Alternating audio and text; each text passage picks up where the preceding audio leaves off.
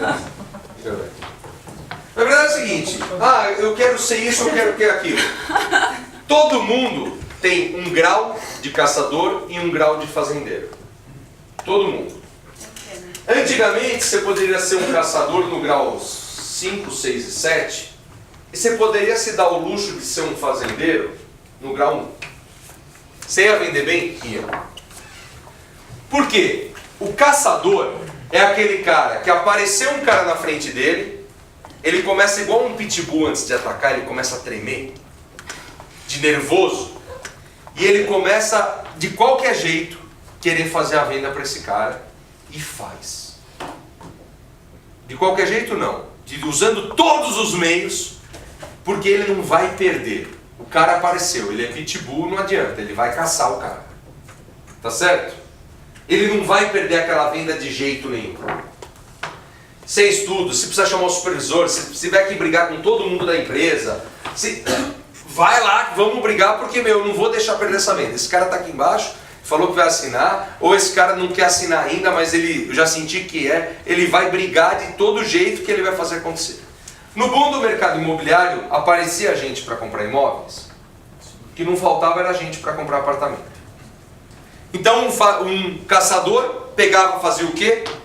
Apareceu o cara, chumbava nele. Apareceu, chumbava nele. Apareceu, chumbava nele. Apareceu, chumbava nele.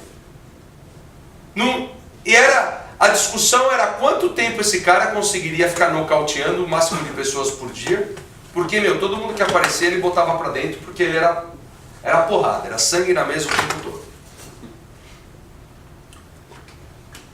É bom ser caçador? É excelente.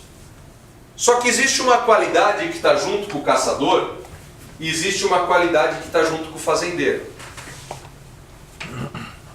Normalmente esses caras aqui, eu não estou dizendo que é todo mundo, tá? Eles são mais desorganizados. E normalmente os fazendeiros, fazendeiro o que ele faz? Ele semeia.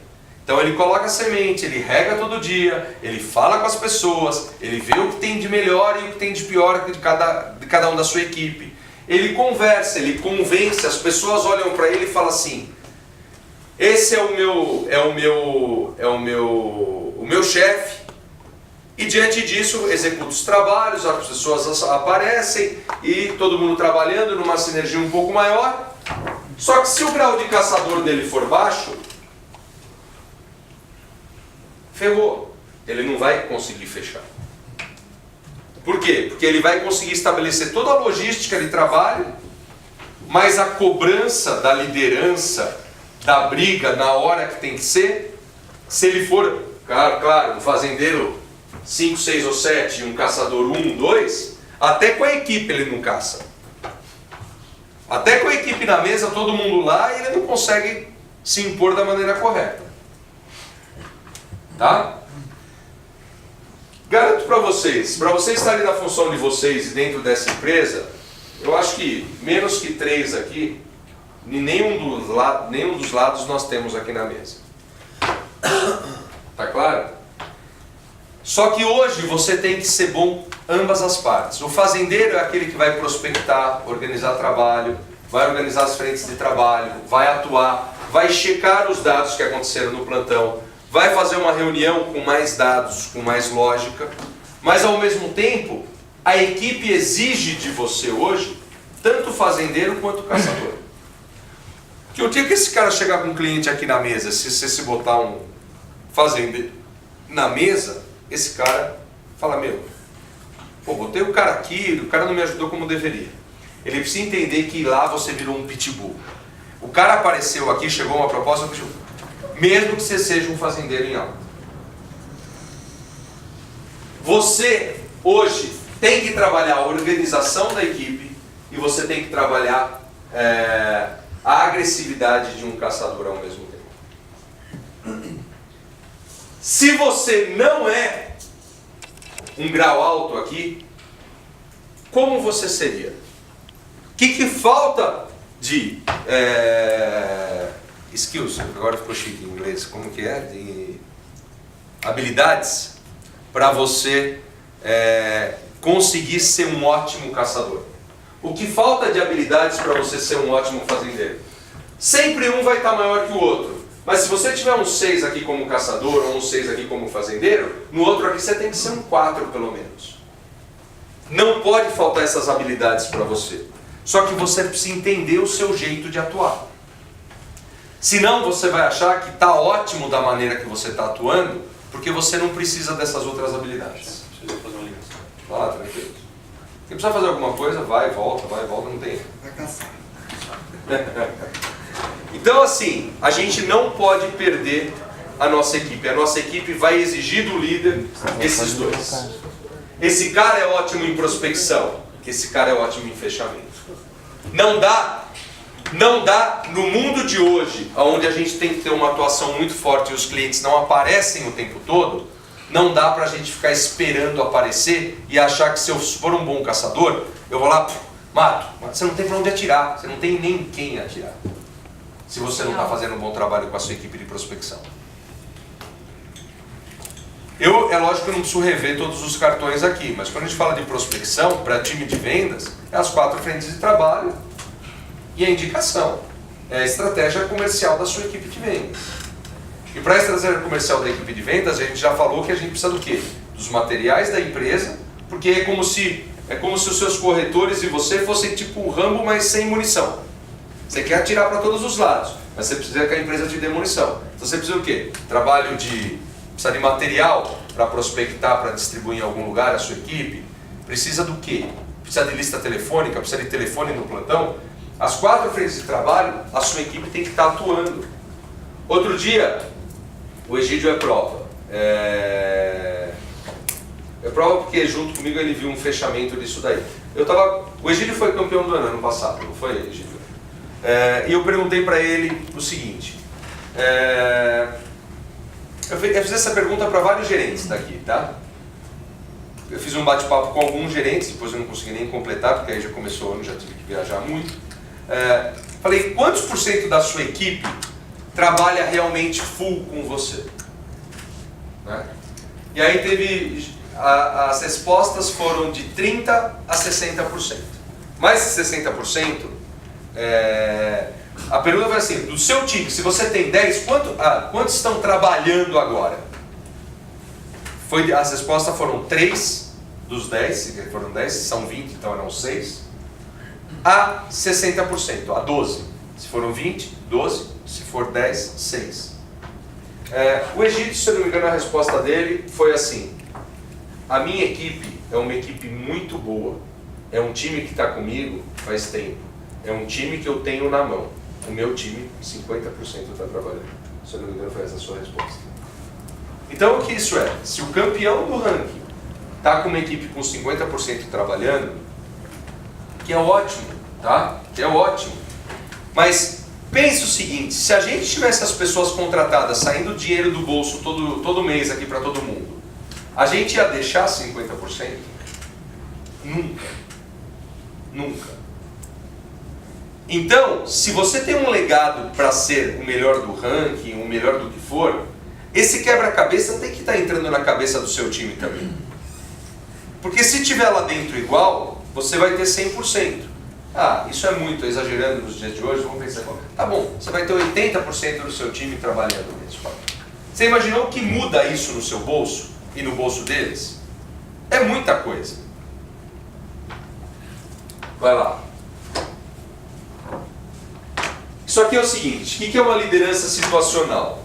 Agora eu vou entrar numa parte um pouquinho mais técnica, mas é importante para você. Isso daqui, na verdade, N livros falam isso.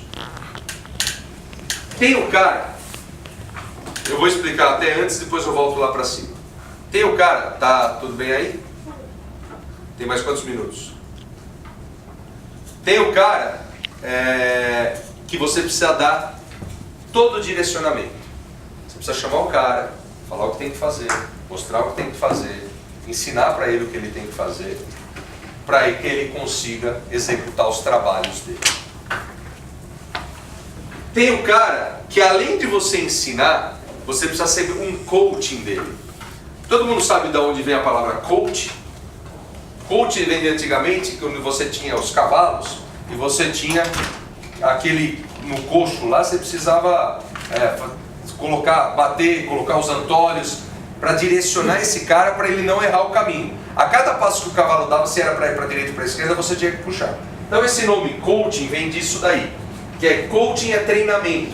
Você precisa treinar esse cara, além de dar direção para ele, você precisa ser meio que um psicólogo dele junto. Um cara que vai dizer você está indo bem, você está indo mal, agora você tem que ir para a direita, você tem que ir para a esquerda.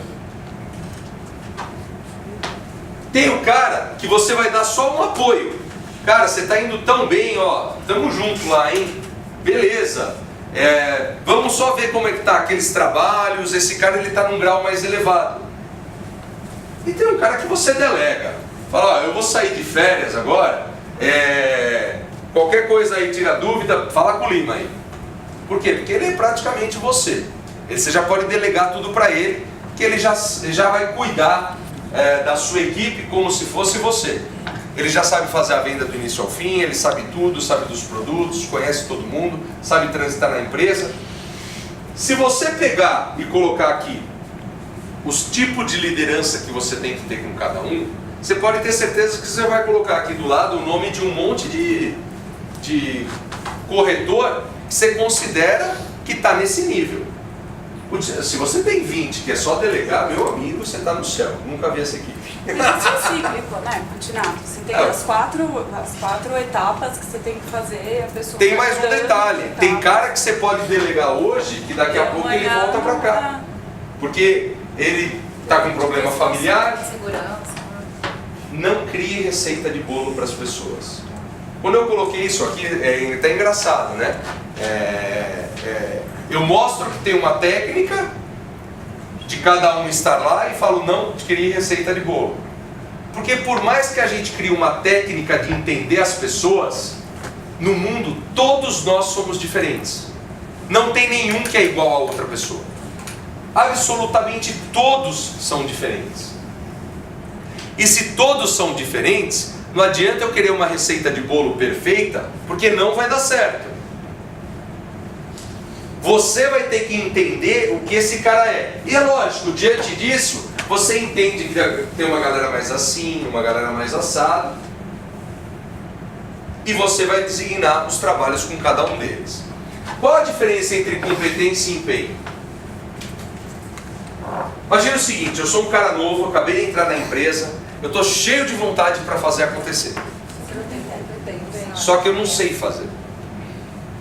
Então esse cara, se você não segurar ele e colocar ele no trilho direito, ele só vai fazer merda. E tem aquele cara que sabe fazer, é um cara que conhece tudo, mas perdeu o tesão. Desculpa, o T grande. Já gravou. Já gravou. Então assim, ele entende tudo no negócio, mas não quer mais fazer. Para você unificar essa pessoa, tem competência, com empenho, e juntar essas pessoas aqui com as determinadas tarefas do dia a dia, todo mundo motivado para trabalhar, gente do céu, é uma incógnita gigante que a gente tem. Por isso que lidar com pessoas não é para qualquer um. Ser gerente de vendas, ser gerente do mercado imobiliário, não é para qualquer um. Quando a gente fala da função gerente, é um orgulho tão grande você cuidar e saber que tem 20 pessoas que dependem de você, que você não pode falhar com nenhuma delas.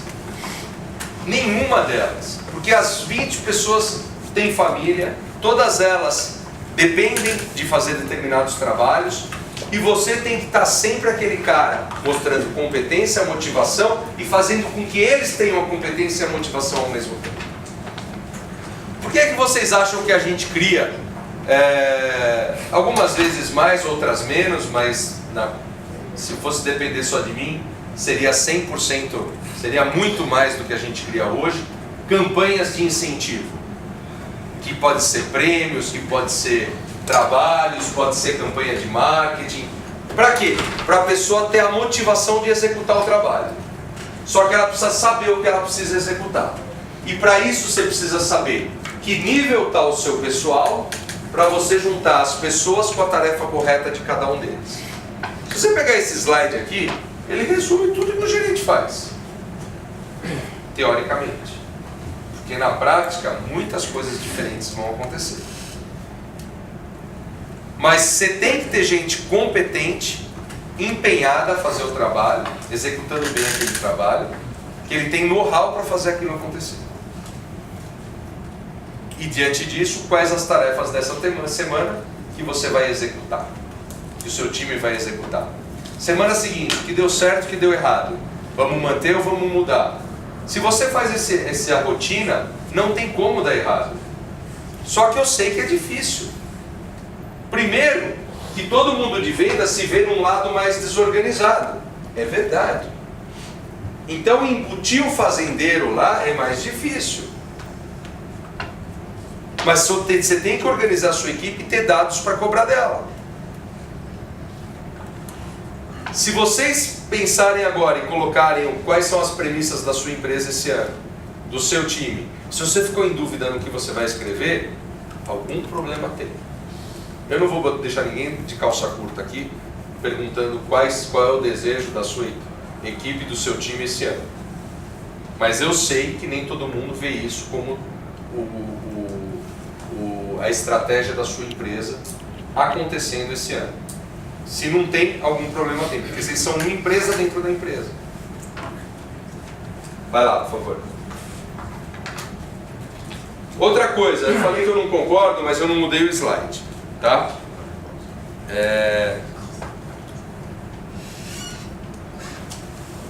Se você tem uma equipe com pessoas, você precisa analisar tudo o que está acontecendo com essas pessoas, você precisa ter uma rotina com essas pessoas. Eu já falei um pouco de rotina aqui. Eu não concordo com rotina quinzenal.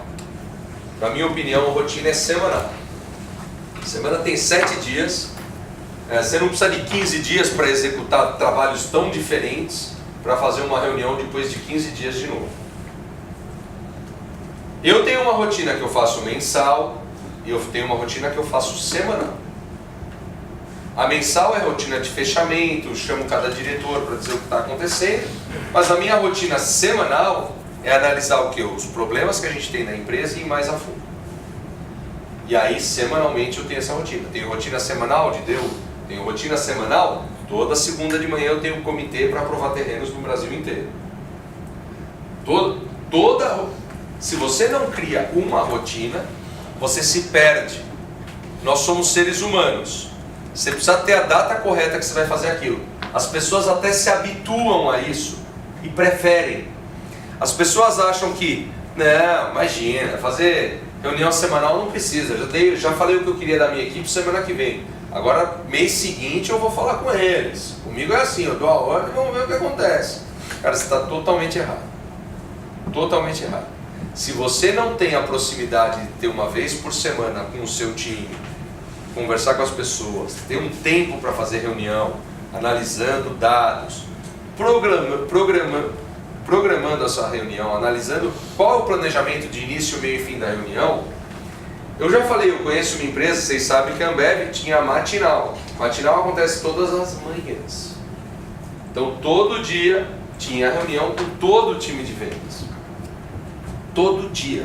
Era das 7 às 8, agora mudou das 8 às 9. Por quê? Quais foram as visitas de ontem? Quantas Pepsi vocês venderam ontem? Quantas Brahma vocês venderam ontem? Quantas visitas vocês fizeram? Tinha que fazer de 35 a 38. Eu não estou dizendo para você entrar numa rotina como essa. Mas se você não tem uma rotina no mínimo semanal com a tua equipe, analisando tudo o que rolou na semana, visita, indicação, retorno, que trabalho que foi feito, que produto você está focado, você já atingiu o seu objetivo, não atingiu, quais foram os que atingiram, quais os que não atingiram, quais as vendas que aconteceram essa semana para contar no time como foi essa venda, da onde nasceu a sua prospecção. Você pode ter certeza que quando esse cara conta que de oferta telefônica nasceu uma venda, os caras falam, pô, eu parei de ofertar, essa semana nem ofertei.